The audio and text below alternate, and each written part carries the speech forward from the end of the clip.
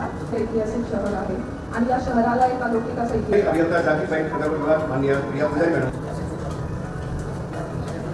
महोदयांना विनंती करतो आपण आपल्या शुभ हस्ते छत्रपती संभाजीनगर पालकमंत्री माननीय नामदार संजय सिरसा साहेब आपण यांच्या उपस्थित आहे. त्याचं डिझाईन करून इमारतीला आपल्या उद्घाटनासाठी उपलब्ध आहे.